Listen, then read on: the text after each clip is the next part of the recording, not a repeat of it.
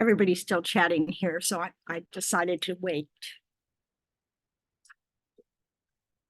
This puts a little border across the top. I know it's changed, but we'll still need we'll see. Are we all settled now? Yes, I hope so. I've been directing traffic, but they don't listen to me. If they don't listen to me either, don't feel bad. Okay, we're going to start.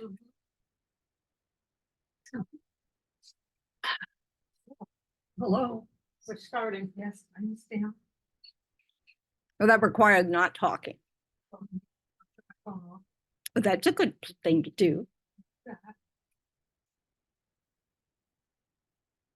Karma. Quiet.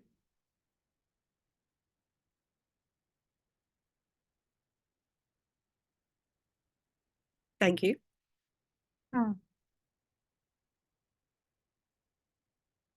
So reflect on setting a motivation for this evening.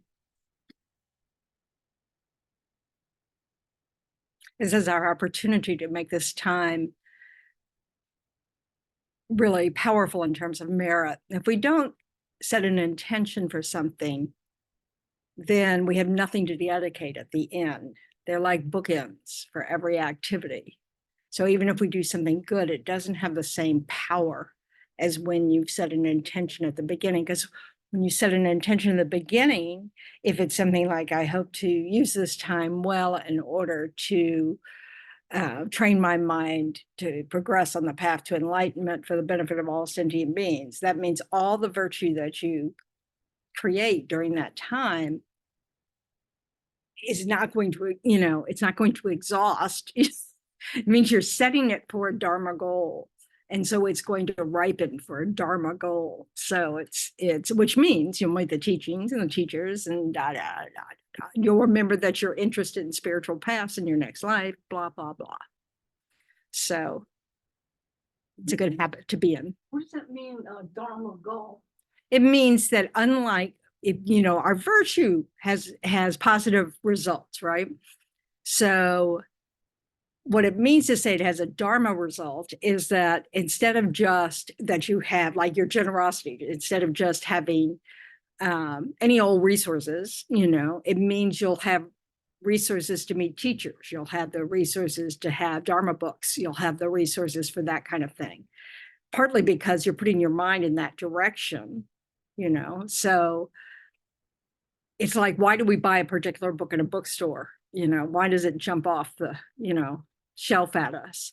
Well, we created some sort of, we're attracted to certain things. So, a lot of us met the Dharma that way. We just, there's some book in the bookstore. We went, oh.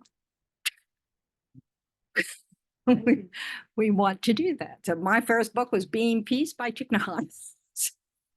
But so we want to create the causes not just for a good rebirth, but a good rebirth where we'll meet the teachings again and continue on this path. So, and our intentions and then our dedications help that happen.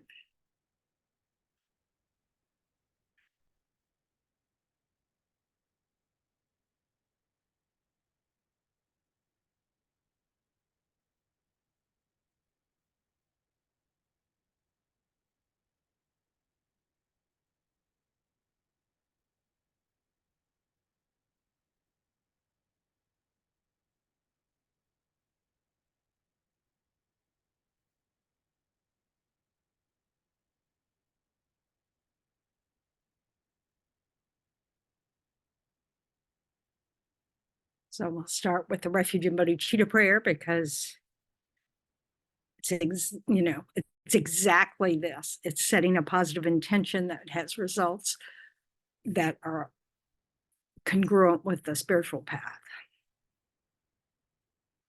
I go for refuge until I'm enlightened to the Buddha, the Dharma, and the Supreme Assembly.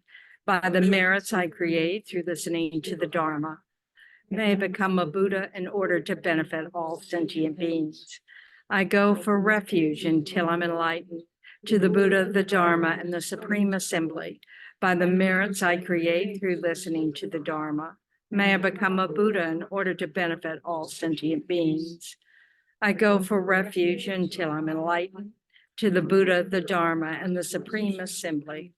By the merits I create through listening to the Dharma, may I become a Buddha in order to benefit all sentient beings.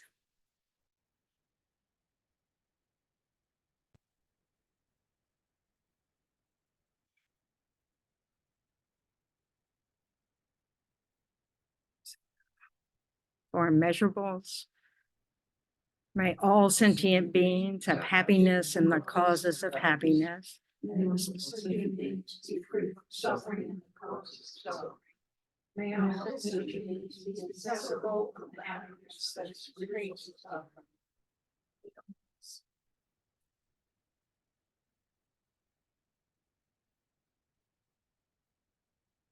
It's the last lines there. May all sentient beings survive.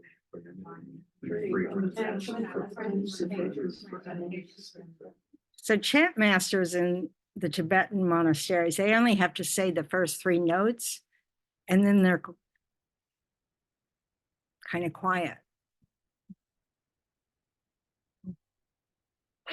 Just thought I'd let you know that.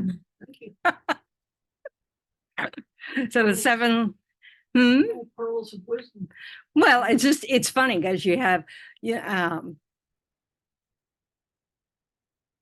Tibetans tend to go through their prayers really quickly when it's in a group, except that they have some very, very, very, very slow tunes to slow it all down as well. So, it's like, so it can take forever to say the mandala offering, or it can take, that's a slight exaggeration, but they also have, so, and the reason for that is so you could contemplate the meaning while it's going slowly, but it's very interesting to try to keep pace. They have sections. Well, like so in the Western centers, if you have a Tibetan teacher, the chant masters try to go at the pace of the teacher. So you get really good at recognizing Tibetan words, even though you have no idea what they mean. And generally, I have no idea how to pronounce them. But because you want to keep up, because if you lose your place, you'll never find it again. So,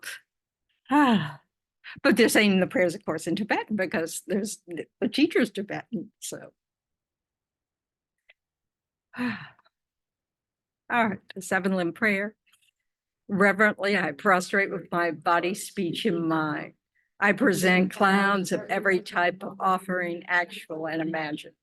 I declare all my negative actions accumulated since beginningless time and rejoice in the merit of all holy and ordinary beings. Please remain until the end of cyclic existence and turn the wheel of Dharma for living beings. I dedicate my own merits and those of all others to great enlightenment. So the great enlightenment is when all sentient beings are enlightened. So that means you're dedicated, you're making sure that your merits, the positive results from your merits do not exhaust until everybody's enlightened. Good habit to be in. So just, it's maximum, power for your buck or whatever. So bang for your buck. So,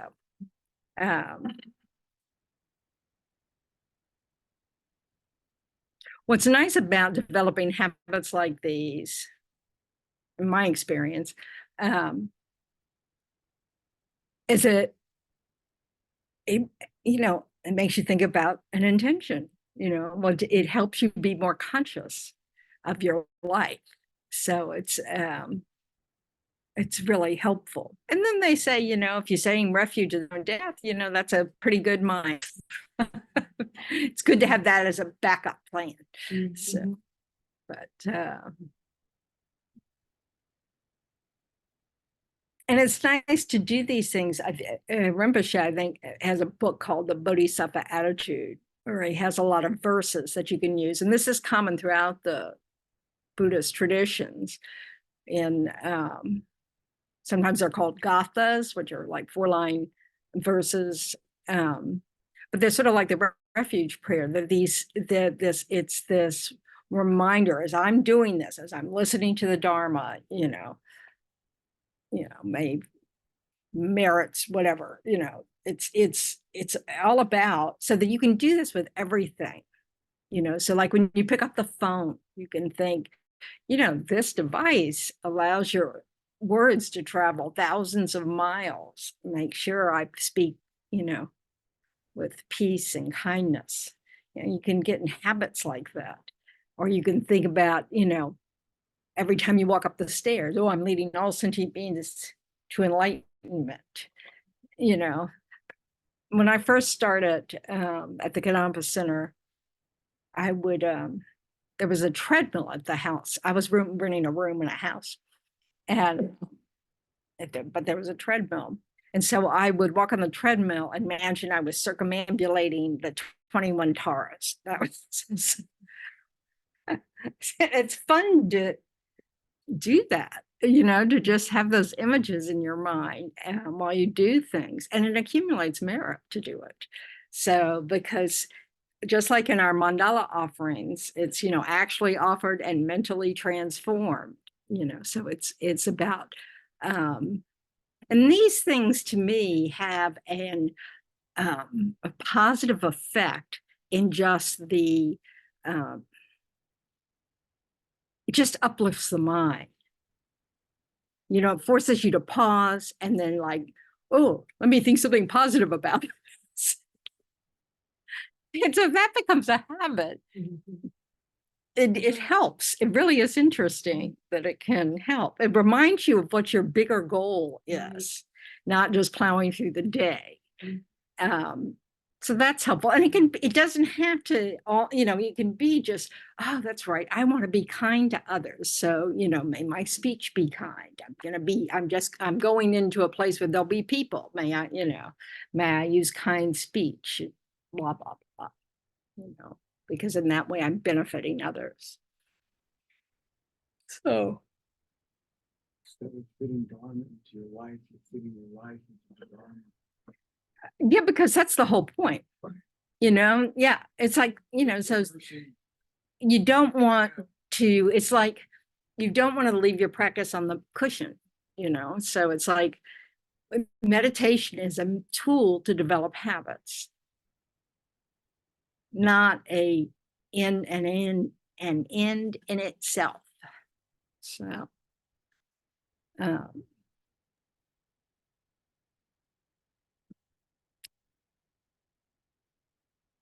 and it also cuts down on the amount of worrying you do, because it helps you interrupt whatever thing you're worried about, or just whatever you're just ruminating about, or whatever, it just says, you're taking a break from that for a moment, because we're constantly thinking. We're constantly having conversations with ourselves, and it's usually not skillful. So we can make it skillful. That's a good point, because the more, I know by speaking for myself, the more I focus on the Dharma, the less negative mental states I have. It's hard to, focusing on the Dharma eliminates the mental states. I mean, I know ultimately it's going to do that totally. Well, no, focusing on the Dharma, it's like I'm not getting involved in negative. Well, this gets back to the other thing about why we want to interrupt when we notice that we're getting agitated, because if we pause it and then, maybe think something good, and, instead of following whatever agitations down the road, you cannot be angry and compassionate at the same time. The mind can't, they're incompatible mental factors. You can't have them at the same time. So when you focus your mind on the Dharma, or on, that helps you not have these unskillful states of mind arise so much, simply because they don't occupy the same mental space. So it's not that we can't even corrupt our Dharma practice. I remember Geshe Gelik used to say, well, what's so lovely about setting up your altar is that you, for those, at least, you'll have a good mind for 5 minutes while you're doing the altar. And I'm going, that's so not true. I hate being told what to do. So that's one of my things I have to work on with my mind. And so I had to learn to work on, get over it. Just try to make this, don't turn this action into poison. Because that's what we're doing when we have a negative mind, when we're trying to do something positive, is we're turning that positive action into poison. It's like when we start resenting helping someone, or get impatient with something that we've offered to do. So, but it's a practice like everything else. We're going to make that mistake. So I think, what did we talk about last? Did we talk about, I know we were trying to talk, we talked to some, I never can remember the order of what, because I'm so organized. That we talked about the importance of this, pausing so that we can interrupt from the feeling, the pleasant, unpleasant, or neutral feeling we have an experience of, from turning into craving and grasping. That's, so because that's a really useful habit to develop, is in its result is equanimity, is that you really are working on not overreacting to whatever the physical or mental feeling is that arises. Feeling accompanies every single moment of mind. So so obviously, it leads us into if we have a habit of always, wanting more of the good stuff and pushing away the bad stuff, it's happening at every moment of mind. And this is where, our knee-jerk reactions, it's like, it's just like immediately we just kind of want to, that comes from having practiced it a lot, 65 times, snap of a finger, so it's no wonder it's hard to do. Yeah. So, but it's so important to be able to just start becoming aware of some of those moments, so then you can kind of go, oh, I really could choose not to chase this conversation just because this was a pleasant or unpleasant feeling. So, and it also helps us get in touch with those little clues that the body helps us with, of noticing when we're getting this way or that way, getting agitated, or whichever direction it is, because attachment's just as agitating as aversion. So then I think we also talked about how karma creates, the law of cause and effect is how our everything sort of exists, our environmental karma, our, we create everything, literally everything we experience is the result of the actions we create, the seeds that we placed on our mind stream. So in that book, Samsara Nirvana, His Holiness talks about, what does that mean in towards, like the cosmos? So, and he says, well, we create the cause. All the beings on this planet created the cause to have an environmental karma that's like this planet, and of course in history it's different at different times. So we may not be born here every life because we've created different causes and conditions for some rebirth. But but there's also this factor of all pervasive conditioning, which means that the fact that we are living in the manifestation of our contaminated actions, basically, means it's the nature of suffering. So it doesn't, enlightenment is supposed to have the the nature of enlightenment is bliss. You know? So there's a slight difference. So,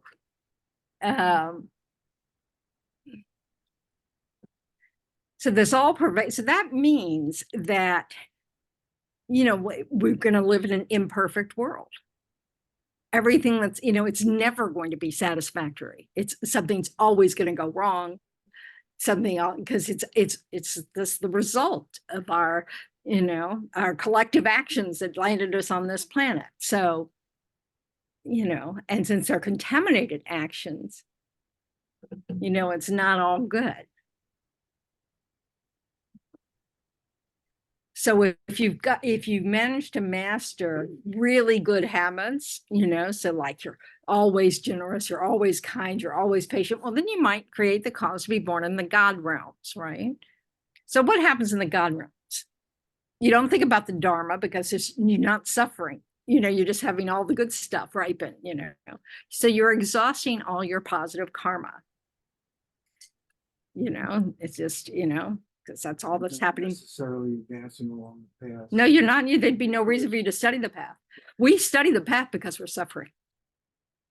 So the last week in our jargon, probably not the God's realm jargon, but in the last week of life, a God knows they're going to die because suddenly all that, you know, they lose the wonderful fragrance of their existence or whatever. So they start to rot, you know, from that. It takes them a week to lose all the good stuff, and then they die. So they lose all their friends because nobody else stinks. They lose all just, so it's, you know, it's like, oops, your use by date is gone. And you've turned like, you know, spoiled milk, and nobody wants to be around you. So, and this tends to cause people apparently to be angry, you know. So then you fall to a lower realm rebirth because at the time of death, you're not a happy camper. So being reborn as a God isn't necessarily. It's not the best rebirth. Yeah. The human rebirth is better. Yep. I'm just wondering, is there a period of time that you spend in the God realm? Until you exhaust the karma, the karma that ripened for you to be there. Everything is time dependent, you could say. I mean, all of our karmic seeds have a lifespan, but every birth has a lifespan. So when that seed ripens at the time of death, included in that karmic seed is the lifespan. Now that so in a God realm, it's 1,000 years. But that in the human realm, it's, you know, it's not definite. We talk about that in the meditations on death. This is not definite when you die. You might die, you know, after 3 seconds. You might die after, you know, 17 years. You might die after 105 years. You know, it's not definite. From our point of view, Buddhas know what your lifespan is because they can see what karmic seed ripened. See is not a really good word for that, but they know. So you can have an untimely death, which means you die before your time is up. Because we live in samsara. So Karmic driven. Untimely death would be karmic driven. Well, it's more like all pervasive conditioning, you know, because things don't work out, you know, so we can get in a car wreck and die young, you know. But so people who die young, they may die young because of an untimely death. That could be one reason. Another reason could be because that whatever seed ripened had a very short life expectancy because they had leftover life from a previous lifespan wasn't allowed to go to its end point. Is that how complicated this is? Yeah. Well, I'm glad it's That's We explained it well. Well, I mean, it shows you why only a Buddha can know all the ins and outs of karma. And that's why what we need to really work with is understanding some general principles of karma, that everything we experience, we created the cause for. So what is the karmic impetus to put you in the God realm instead of, You have really good behavior. but it's almost not like a good thing because you're gonna. Oh, you think this is a reward-based system? But at least we can. It's not a, karma here. yeah, No, that's, not a. that's why you don't make aspirational prayers to be born in the God realms. Great. If someone wanna is be- in God, we want a realms, human they being. know they're in God realms. I'm sure they don't call it the God realms. So Well, you don't, I mean, did you have a name for this realm? That's just a concept. They're not worried about it. They're having too good of a time. well, are they, I'm trying to grasp, are they human beings? They're gods. They're gods. And what is a God? There's people who live longer than we do, have nothing but good karma ripened for 999 years and 51 weeks. And then they start to rot for the last week of their lives. Now, do they necessarily rebirth into the lower realms, or can they be reborn in the human realm? from Depends God? on their state of mind at the time of death. Usually it's not a pretty one. But if they, Is that, do we know that from lineage? We know that from the Buddha. From enlightened beings know everything that's happened.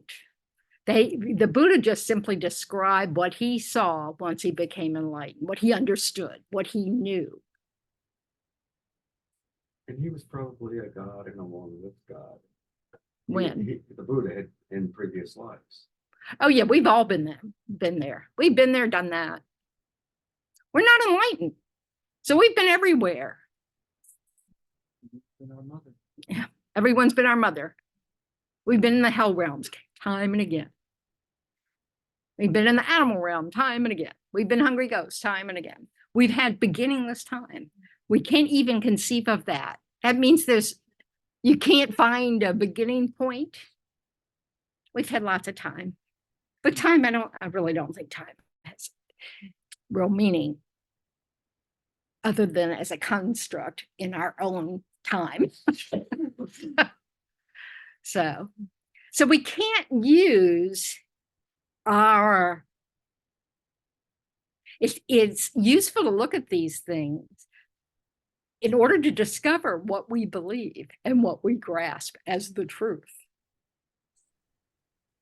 So the thought that, what do you mean there can be these gods who have nothing but good stuff, and then they get mad because they just go splat at the end and lose all their friends and lose all their resources. They just lose everything in the last week, and they haven't had to practice anything their whole lives because they've never needed anything.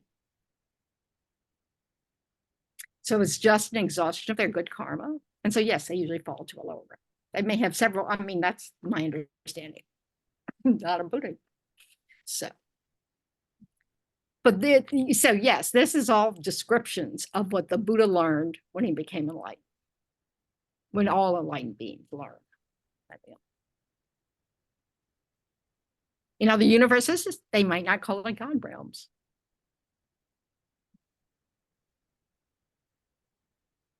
But in other words, there's a realm where you do nothing but really exhaust your positive karma. So it's not considered an ideal world too. But people who just practice, like, in order to have a good next life, you can get in the habit of that.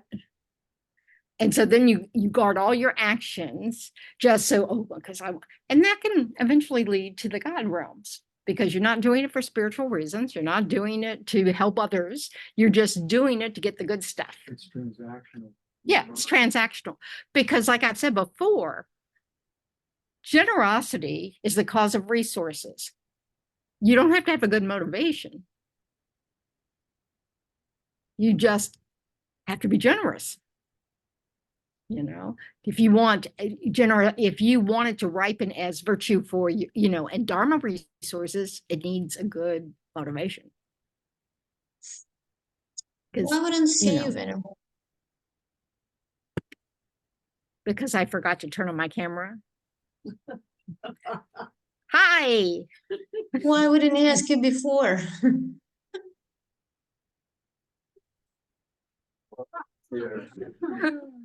I mean, I'm not looking for my face up here. Thank you for pointing that out. Good question. That's so lame. She sent me a message that I was like, I don't know if it's intended or not. No. Oh, well. So, sorry. Nothing personal. Oh. This is a laughing with Venerable Tendron, Right. hour and a half. That's good karma, yeah. Yeah. Well, I've made too many aspirational prayers to be a source of amusement for all sentient beings. Venerable Yunten, have you seen Venerable Yunten in any of her Zoom teachings or whatever?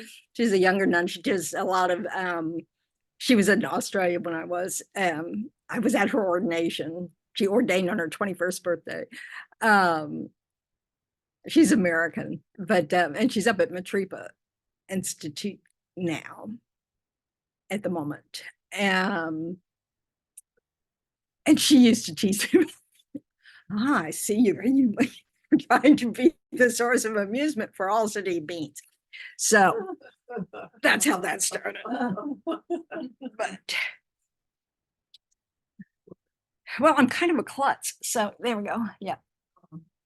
Getting back to something on compassion, having the motivation, but ultimately compassion with no motivation. A bodhisattva has compassion with no thought, right? No, It's a not- Buddha has compassion with no thought. Everything's direct perception with a Buddha.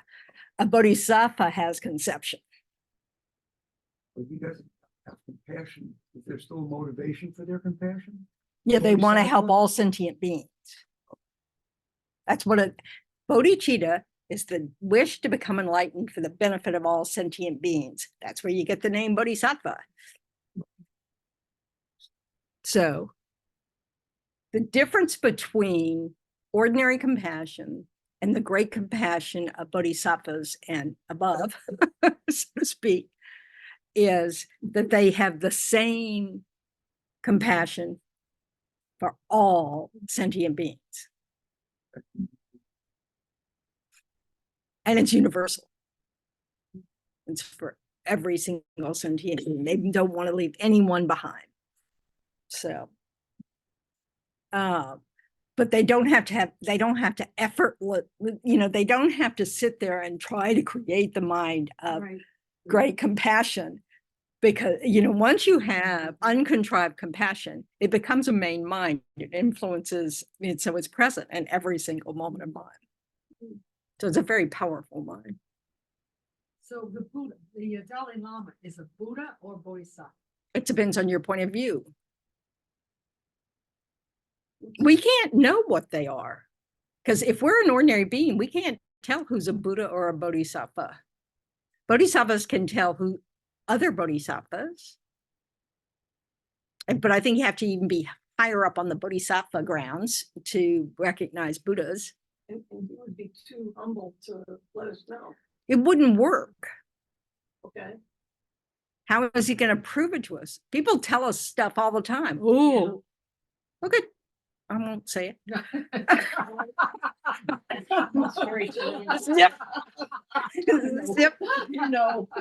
I remember an interesting thing in the cave, the snow. Yeah, the cave in of the snow. She said she once saw her teacher, and her teacher thought she was ready to see him, and he was actually this guy. She A got Guru very Rinpoche. frightened. Yeah, Guru Rinpoche. She got very frightened, and so he went back to normal. Not ready. Yeah. Yes, they say that with great concentration, with the right motivations, with enough merit, Manjushri appeared to Lama Tsongkhapa and gave him teachings, you know, so you can receive teachings from Buddhas and Bodhisattvas, depending on your merit, you know, so, Would we say Christ was a bodhisattva? I would. And you'd say that Because he practiced the ultimate of Tonglen, taking on the suffering of all sentient beings, willing to die for it. You know, now, again, I have no idea if he's a bodhisattva because I'm not a bodhisattva. I can't tell. And he's not here, by the way, at this moment. So I'm not seeing anybody. All these things have to be there. That's what made Shakyamuni Buddha. The Buddhas that are born within samsara to help us are unusual. They don't all do that. Most of them teach in Pure Lands to bodhisattvas. They don't appear as a human or, you know, this kind of rebirth. So. And what he would appear like an ordinary human to somebody that didn't have the, like, you would not see the crown. No. I mean, the way it's described is very strange. In what sense? Well, it's made of light. And yeah, they have light bodies. Yeah. Humans don't have light bodies. But for us to see a Buddha, they need more than a body of light. Yeah. Because we don't have the merit. Mm-hmm.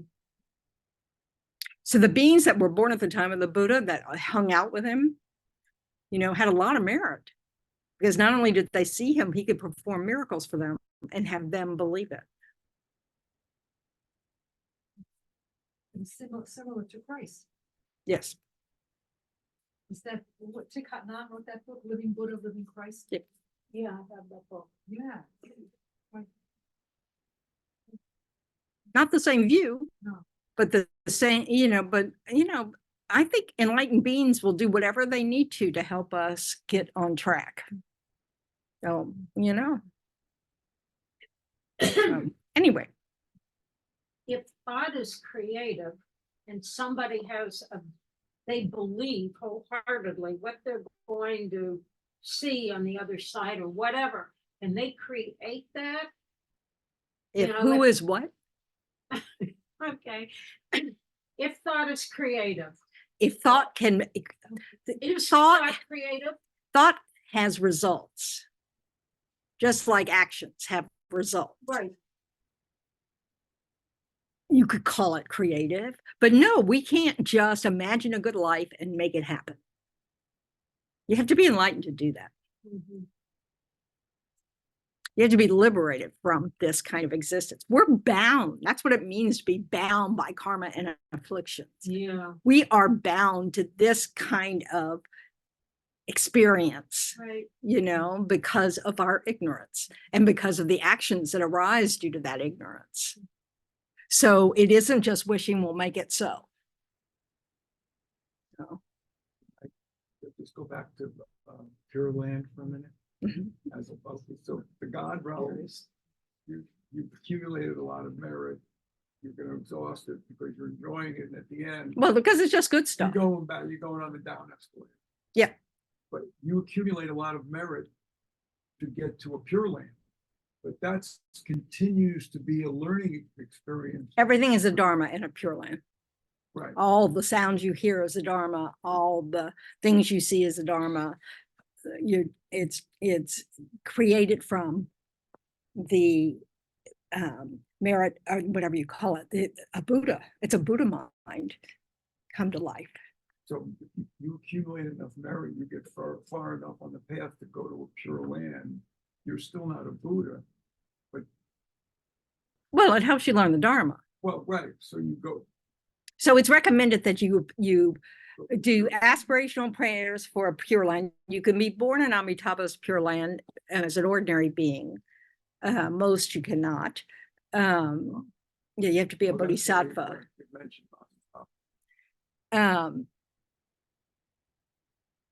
That's the whole point of Pure Land Buddhism, where they just recite Amitabha's Pure Land. So that's what that's about. So from there, you're probably not going to go back to the lower realms. Once you're Right, in no, Pure yeah. Land, You're Yeah. Yeah. on the final I don't, steps or, you're a little too precise. well, I don't know, okay. you know, let it go. Yes, that's a good place to be born. You know, will you come back here? Yes. You have to be a human in order to practice Tantra, in order to become enlightened. Unless you do it in the Bardo. So there we go. But yes, so you pray to be born in they're wonderful prayers about it, to be born in a pure land. And then you just, I always you want to cover all your bets. And if not a pure land, perfect human rebirth will do. Yeah, that's right. So I don't think Travelocity will get you there, but who am I to say? So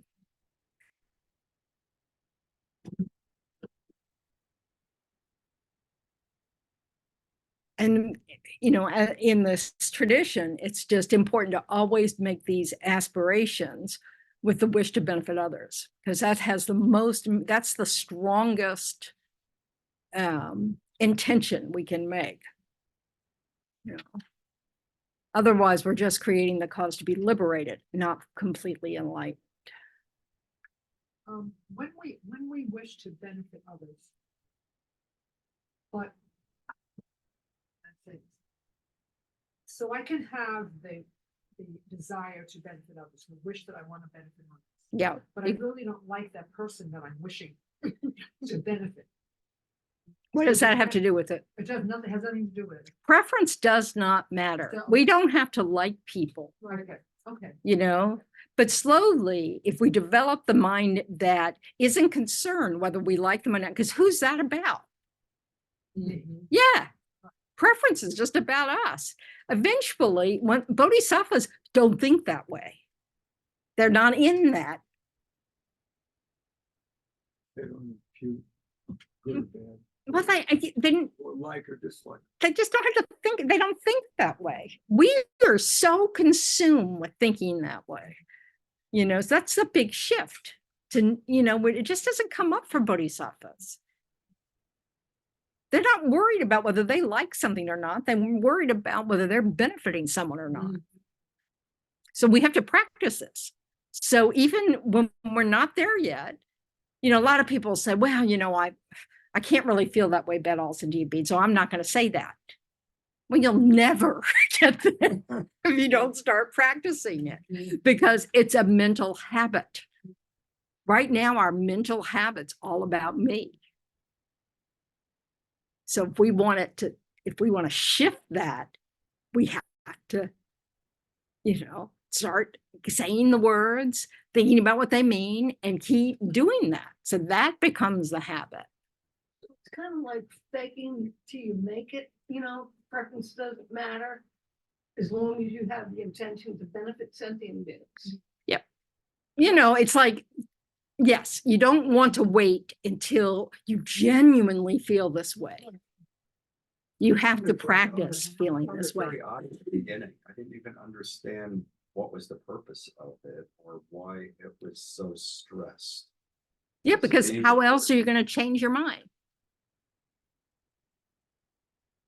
Yeah, it does. It does change it maybe a little. That's all we need, is we need to, we need each little step in the right direction. And for some people, like, in some future life, as soon as you hear that idea of, benefiting others, it'll just be as natural to you as anything, because you've been practicing it for so long, or you'll just be born that way, where you're always thinking about others. We all know people like this. I just want to be one of them. I don't want to just admire them. Yeah, right. So we have to practice that. And it's a habit we have to develop, because we're trying to overcome this ignorance. Until we have a direct perception of emptiness, or even till we have the ability to have a valid inferential understanding of how reality is, we have to create the habit of thinking this way. When we have that realization, we won't have any trouble thinking this way, because all the foundation for all the me is going to just fall apart. I mean, it just doesn't have any meaning once you know how reality actually is. Because our whole misunderstanding is based on this idea of me. You know, and it's not actually how we exist. We're all interdependent, you know, like sometimes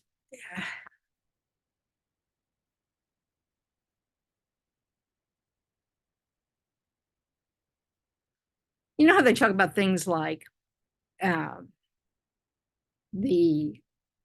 we know that hurricanes start in the desert of the, you know, of Africa. Yeah, okay. You know, all something happened. Well, that's a pretty big effect, right? And it starts really far away. That's literally how interdependent we are. We really think we're all these separate things, but you know, like if you try to imagine, you know, that if you had electron microscopes for eyes, you know, how you wouldn't see all this defined stuff. It'd be a lot of motion, which is what you'd see. You know, but we keep grasping at, oh, but there's still me. And that's not true. You know, there's a mere I, you know, we're merely labeled on a bunch of constantly changing particles of physicality and moments of mind.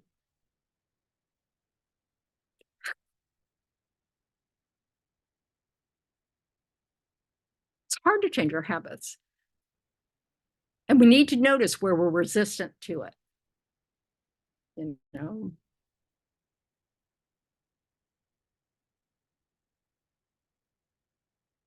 But most people start where, like what Jack was saying, you just kind of go, can't imagine what the purpose of this is. But people who clearly are a little further along from their last life do, you know, they don't have any trouble with this idea, you know. So.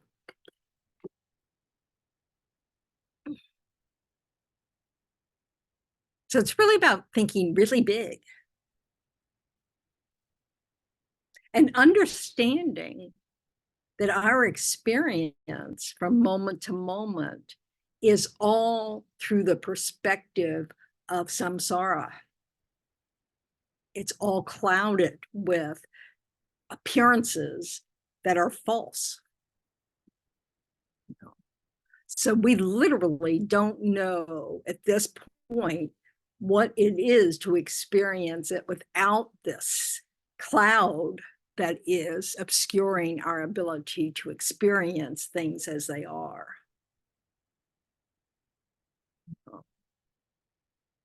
So it's good to loosen the grip. You know?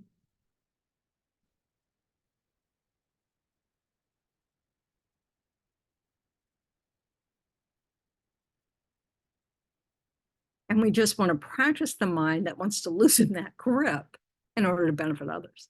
You know, just, you know, we see so much suffering.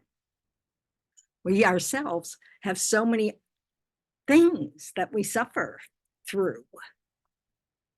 And if it's possible to end that, you know, it's probably going to be hard work. That's the other thing. The good news is, you know, once you're a bodhisattva, it's easy peasy. Because you won't come up anymore in the conversation.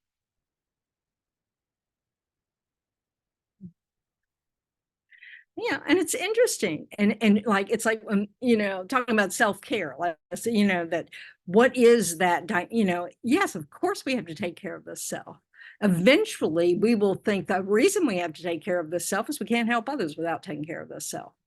That will be the only motivation. It won't because, oh, I'm tired, but we have to get from here to there. It's not something we can just, we can't fake that till we make it. That is a side effect of having bodhicitta, is that you're not going to be worried about, you still have to take care of your body, but you're not so much. You won't spend 2 hours in the gym and spending all your time making gourmet meals, and because it's just a lot. You might do that for the benefit of others, like if if you're the cook for the teachers. So but it's just, we need to understand that what we see as appropriate self-care will change as we progress. And that's a good thing. But we have to start where we are. And we are limited because we are samsaric beings.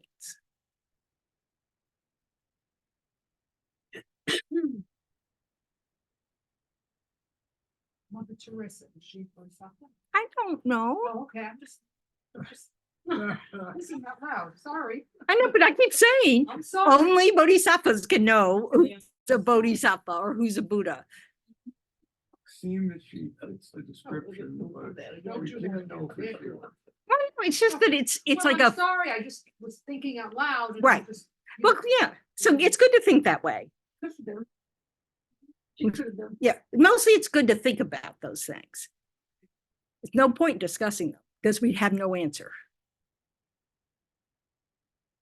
I mean, it's just, it's one of those things, it's like, it's just the same reason why we don't know if our politicians are bodhisattvas. I know, and then we could roll our eyes and go, can't possibly be true, but it could be true. Would you want to run the world?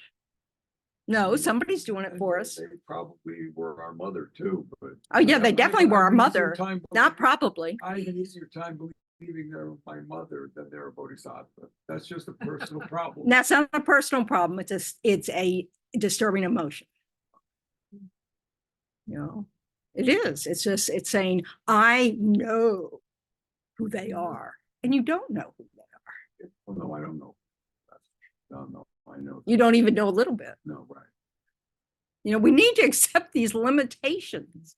This is why the teachers are really firm about, you can judge actions, you can judge speech, but unless you know the mind of a sentient being, you have no idea. I mean, Shakyamuni Buddha, he had this cousin or Devadatta who hated him. He was always competing with him and always trying to take all his power away, So even Shakyamuni Buddha didn't make everybody happy. The Chinese government thinks the Dalai Lama is evil.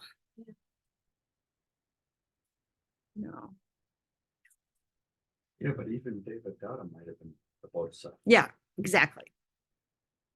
They think he has a lot of power, and that's why they Who think knows? he's so bad. But mostly we have to understand, Yeah. we don't know what's in their mind. Right. Yeah, it might have just been they might have been working together. Yeah, because he wanted to bring Dharma to the West. I mean, it's just so important not to get caught up Right. in speculation about, but it's important to kind of go, oh, I really valued the actions of Mother Teresa. I want my actions to be similar to what I understand her actions were. I would like, that kind of thing. those things are useful reflections to have in our mind, but then sitting there, oh, I don't think that person could ever be, blah, blah, that's not useful. Because I mean, it's pure guess. It's not based on anything except your opinion. And your opinion's pretty worthless. Mhm. That's how we superimpose on everything. It's the things we make up in our minds. It's not just your opinion, it's my opinion. All of our opinions are pretty useless. What we're trying to develop is wisdom, where we develop, that we feel like through our reasoning and our experience, we know certain actions are the actions to do, and certain actions are the actions to abandon. Does that mean they're 100% like that? Those actions? Depends. It depends. And that's really important. That's why it's so important not to make judgments about people. You can judge their action. Yeah, we need to judge action so we can kind of go, oh, okay, maybe that's not so. We don't have to tell them what we think, but it's just sort of like, I don't like the looks of that. I think that's harmful. I'm not going to do that. That's not me. But you're not supposed to make a judgment on the person because You don't action is know the result person. of a You don't know the motivation. contaminated mind. Your can't mind is depend on contaminated.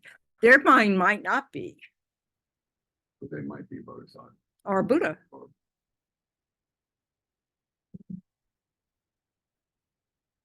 Like, I wouldn't want to make the decision about whether to go to war if my country was attacked. No. I don't want that job. I'm grateful there's other people who want that job. It'd be even better if we never created the need for that job. So But we're samsaric beings.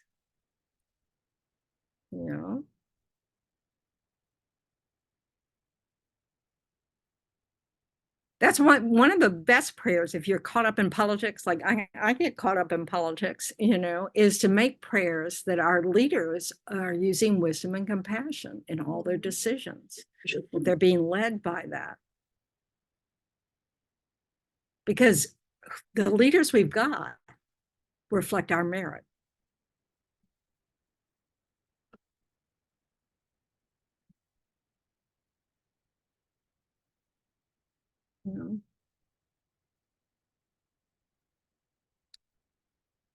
Everything we experience, we created the cause for.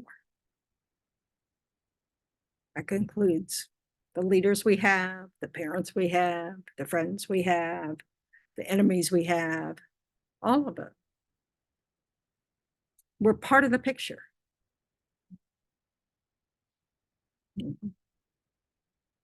So it really is, do you want to be part of solutions, or do you want to be part of, apathy, or do you want to be part of, anger?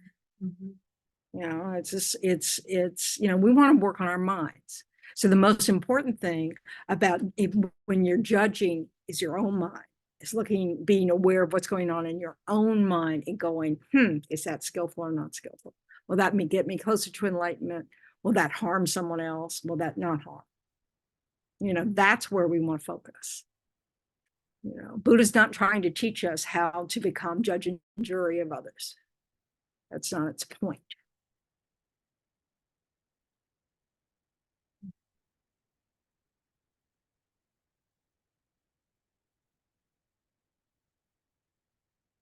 This is our habit of turning everything external. If I'm unhappy, it's their fault. My world's a mess. It's their fault. And we also take it all very seriously, don't we? That's that I. But this is my country. It will change. it is changing. And you know, when we try to think the big picture and recognize this whole world system will cease to exist, you know. And if we've been around, if our consciousness has existed since for beginningless time, how many world systems do you think have gone away and come into being? Infinite. Yeah. So getting all hooked by the events in this life really isn't as important as we make it out to be. Using our experience to make changes in our mind, which changes our speech, which changes our actions of body. That's what we really need to do. They're discovering traces of alcohol deep in space with the new telescopes. And so I'm just imagining somebody setting up a bar there. Yeah. Well, what is it? The restaurant at the end of the universe? Yeah. I love watching Doctor Who. I love science fiction just because it helps me not hold so tight on what my experience is, you know, because I don't have a science mind, you know, so I don't, you know, I love reading science articles, but I don't, you know, there's a limit to what I'm going to understand in them because, you know, I didn't take physics in school. What an idiot. So, you know, but it's nice to recognize that if you keep stepping back, keep stepping back, keep stepping back, you know, like they do on those little pictures on the internet, you know, like this is your planet. You keep getting for, oh, you mean that dot in the, then you can't even see it. You know, it's vast. World systems are vast and we can't, if we, you know, so it's like being able to just kind of go, maybe I don't know.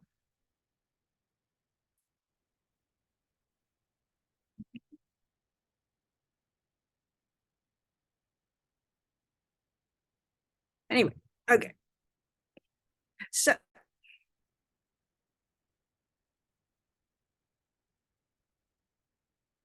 what do we need to know about karma?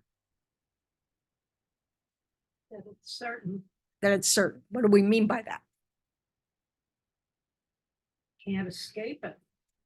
So Every action, you have some karma. there's got to be a result from every action. Okay, unless what can prevent a result from coming to bear fruit? Purification. Yeah. So our negative actions can be purified, and all negative actions can be purified. Doesn't matter how heinous they are. We can purify every negative action, all of them, with our force of mind, our force of regret, our force of reliance, our force of resolved to better, you know, all those things that can prevent those seeds ripening. What else causes cessation of seeds ripening?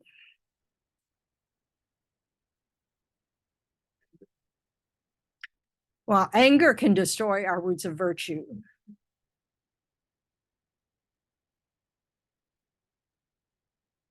So it's good to dedicate. Always dedicating that protects him a little bit from anger. And think of emptiness. Oh, it's all so. But what else? So we need to understand that if we have to purify all our negative seeds one by one, we're never going to get there. So we do want to think about emptiness. Yeah. Because when we have that direct perception of reality, you know, over, you know, a little bit of time,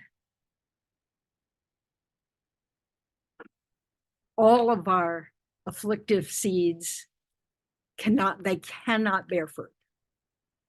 And if we keep working for a little extra bit of time, then all the imprints left in our mind cannot obscure omniscience.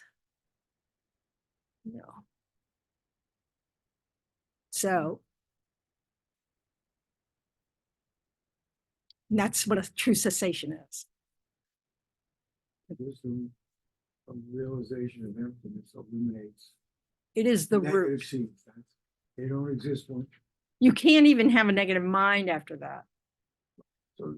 Why? You've got rid of the negative seeds by realizing them. Yeah, that's how you get liberated from samsara. In fact, you don't really generate karma. Actually get rid of them, just. They cease. It's a true cessation. There's nothing left because their foundation is ignorance. They are merely labeled seeds because of ignorance. They arise because of ignorance. You know, They don't exist inherently. no longer ignorant. They don't exist. There's no basis for their. Yes. They're created out of ignorance. The force of them is from ignorance.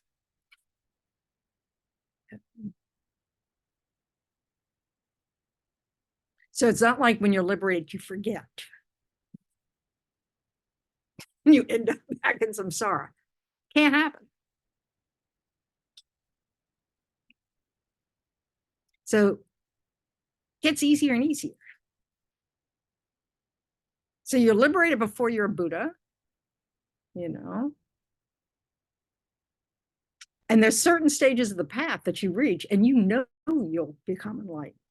It won't be, you won't have any doubt at all. So, and that's pretty early on once you get on a path. The hard work is now.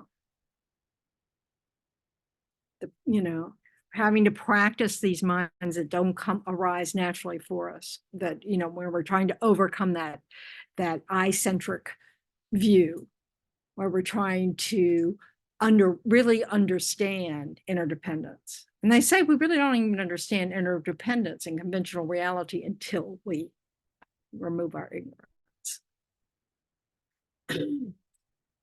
So, any questions at home? Good. Yes, Yes. Elaine, go for it. So can you explain how emptiness nullifies karma? Emptiness doesn't do anything. Emptiness is the absence of inherent existence. Our direct experience of that fact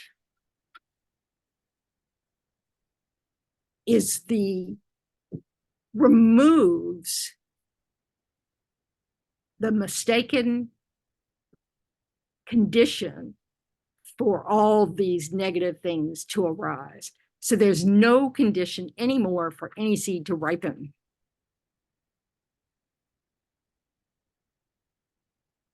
They just cease. Because there's no self. You know there's no self, so you're not selfish. It's more, I think that's part of it. That's the me. But we think everything has a self. You know, I think my cup has a self. I mean, we really do. We think that there's something inherent about this cup. It screams cupness. You know, and everything appears to us that way. This is why it's so hard to imagine a God realm. Can't even really imagine that, you know? Because we're holding on to our reference points as if somehow they're real, they're permanent, they're concrete, you know, and they're not.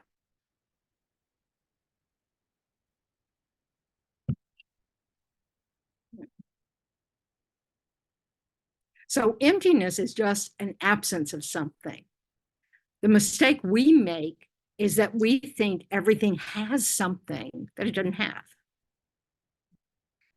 That it has, you know, like we think we have an essence that is me. You know?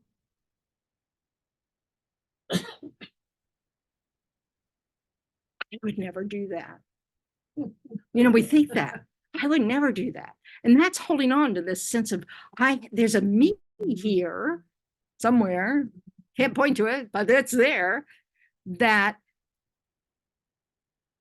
we could recognize as me.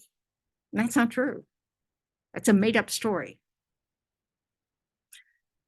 And it's hard for us to understand that mistake, that confusion about how we exist is the cause of all our anger, all of our evil deeds, It's really hard to, but we really think it's like, it's like when someone does something that we don't like, we really think they're trying to hurt us. You're doing that on purpose. Because we think everything's about us. Because there's a solid me here. Forget your solid you. Your solid you's not nearly as important as my solid me. But actually, and we think that my job is to take care of me and mine from you.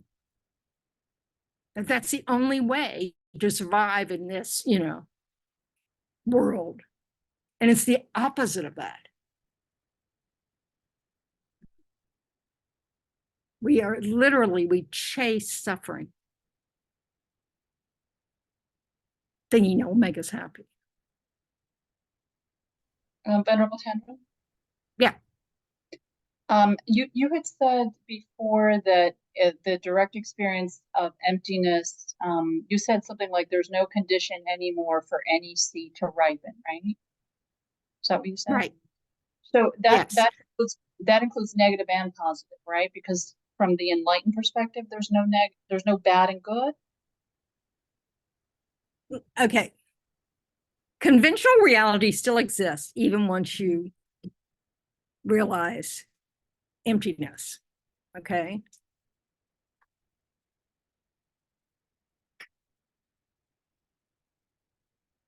When you're liberated from samsara, there really is no karma anymore. Because karma really is about the cause and effect that operates samsara. So beings who are liberated can emanate as anything they want or nothing at all. But their consciousness exists.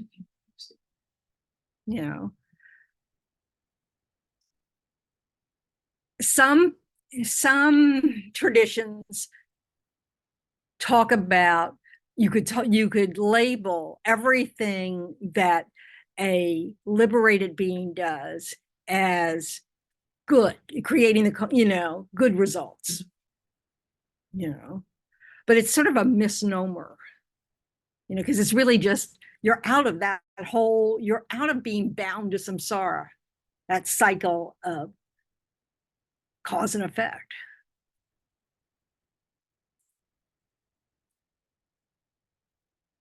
It's a true cessation. But you can, she asks such good questions sometimes, but you can benefit others, but it doesn't make any difference to you because you have no. But you can benefit others. You don't suffer anymore. You're in a state of bliss. You're basically, your mind's a mind of nirvana.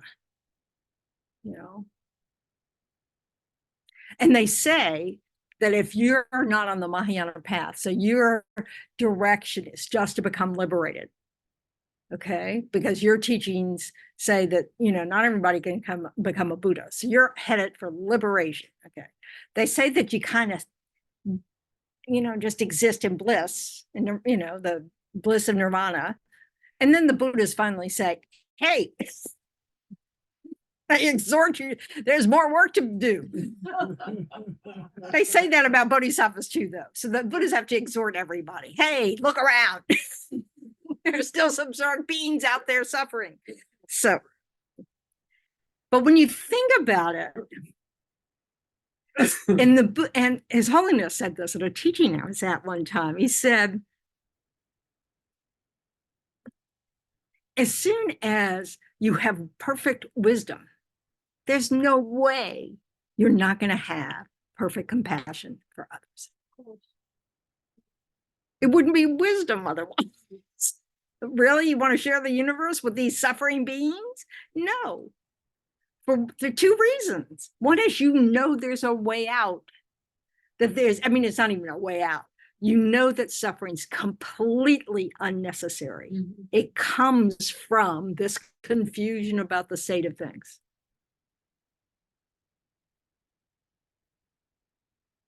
So a direct realization of what they say is an Arya, a superior being, that you get, first you get uncontrived bodhicitta, right? Every moment, 24/7, you've got the mind of bodhicitta. Well, that puts you on the first path of accumulation, on the bodhisattva path, okay? When you have that direct realization of emptiness, you're now an Arya being, okay? So now, you're a bodhisattva Arya, or not if you're not on the bodhisattva path, but you're an Arya being. I had a point. Shoot. You can tell I'm not an Arya being. Okay. Had a point. You What might was it? just be saying that. Hmm? You might just be saying that. Yeah, and there's no point wasting any time thinking about it. You were going through the levels. Yeah. Sounded So I was talking about, wait, nope.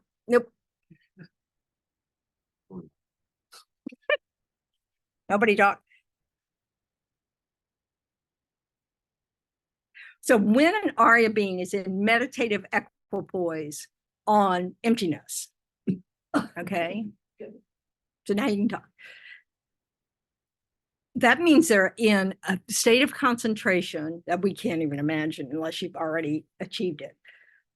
That's all they're doing is looking for inherent existence.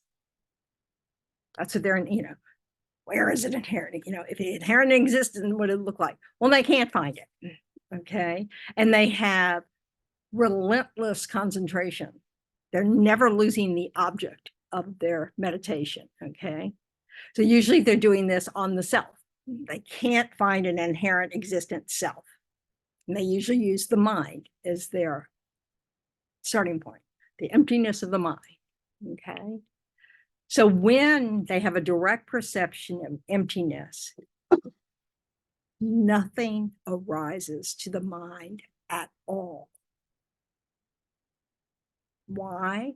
Because they're having a direct experience of the absence of inherent existence. Mm-hmm. So they're having a direct experience of an absence.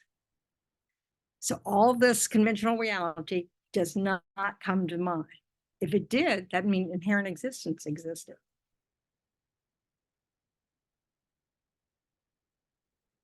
Soon as they come out of that meditative equipoise, conventional reality appears to them. They just are not fooled. They know that the appearance is false, that the appearance comes from the confusion of an ignorant mind. But they don't fall for it. And then they go back into meditation. They do all their good deeds. They go back into meditation on emptiness again, because they need to perfect it. And so they're removing their afflictive habits layer by layer. They literally say the medium level, the great level, the small level, and they have 8 grounds to go through of that. And then they're liberated out of samsara. That's like peeling the onion. Yes. Yep.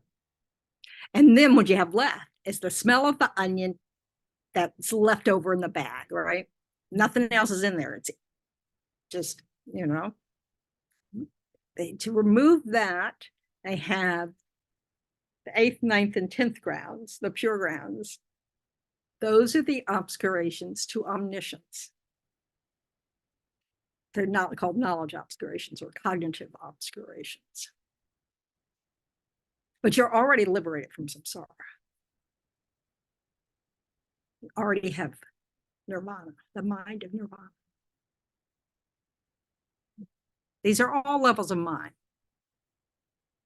You're an Arya because you now have the level of mind that has penetrated emptiness.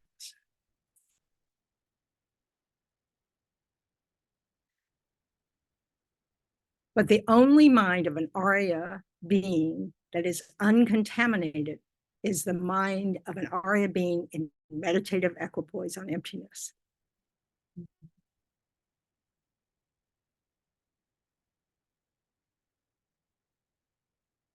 So until you're a Buddha, only Buddhas can experience conventional and ultimate reality at the same time. Ultimate reality being that absence of inherent existence. So they see both the truth of reality and the truth of convention at the same time. But you can't do that until you've removed the obscurations to omniscience.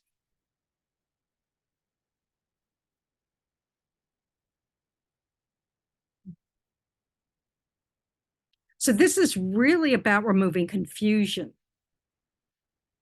You know, I mean, reality that we seek is understanding that things exist without existing inherently, which means they don't have some essence that is permanent, that is, you know. Not all Buddhist schools of thought hold this. So when you read books about view, it matters what tradition it's in terms of, you know, otherwise you get all jumbled up. Because they're not talking about the same thing. They use all the same words, you know, all of them say enlightenment, they all say selflessness, they don't mean exactly the same thing. And they're referring to different teachings of the Buddha. So just to throw another spanner in the works. No. So, okay.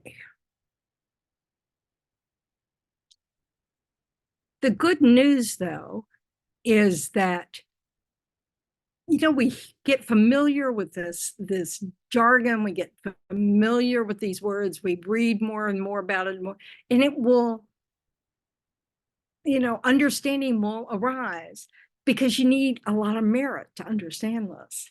So it almost never happens right away. You know, it's a process of effort and not turning away from. We have a terrible tendency to go, I can't do it. I'm just going to ignore that part, you know, and that we don't want that habit. You know, we may never understand it in this life, but we want to be attracted to these teachings in the future. So anyway, try to answer your questions as best to the best of my ability. I mean, you know, okay. So,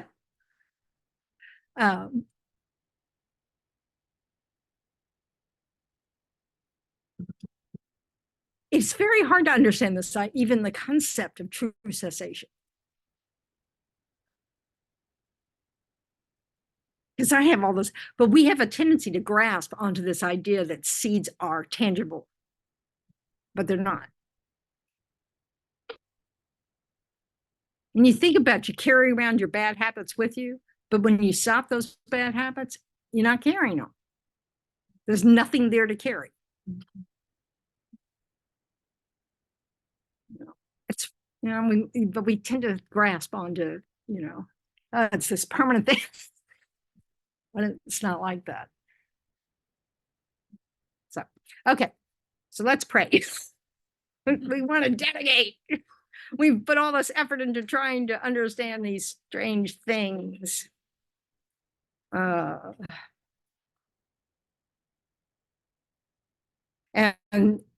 Saturday, we're going to, there 9:30 to 12 or something like that.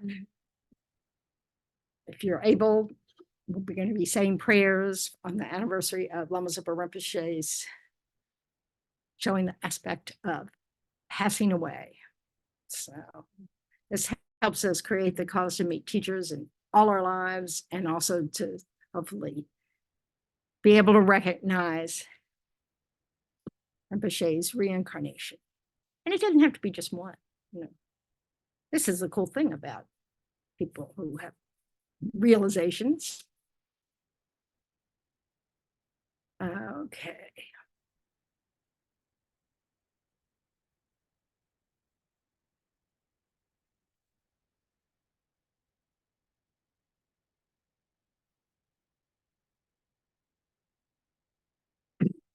Okay, so rejoice in your efforts and rejoice in all the positive things that have occurred in the time that we've been working on this, by all ordinary and all holy beings.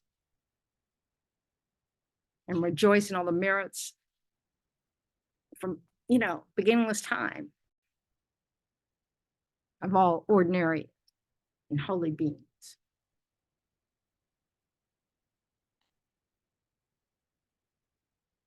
So due to the merits of these virtuous actions, may we quickly attain the state of Guru Buddhas and lead all living beings without exception into that enlightened state. May the supreme jewel bodhicitta that has not arisen arise and grow, and may that which has arisen not diminish, but increase more and more.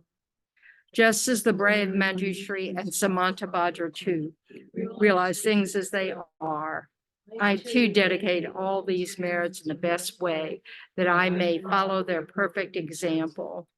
I dedicate all these roots of virtue with the dedication praised as the best by the victorious ones thus gone up the 3 times, so I might perform good works. I dedicate whatever virtues I've ever collected for the benefit of the teachings and of all sentient beings, and in particular for the essential teachings of perfect pure Lozan Drapa to shine forever.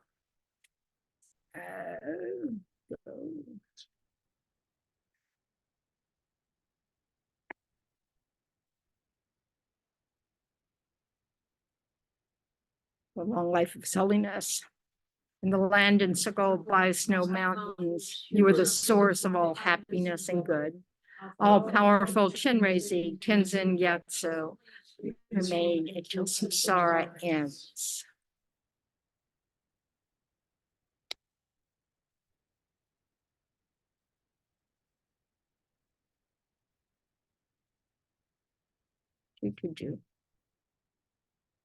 Peerless teacher and assembly of the children of the victorious ones, Shravakas and Pratyeka Buddhas, victorious Lozan father and sons, along with the lineage masters, all the objects of refuge of infinite lands, please bestow the virtue and goodness of accomplishing this prayer here and now.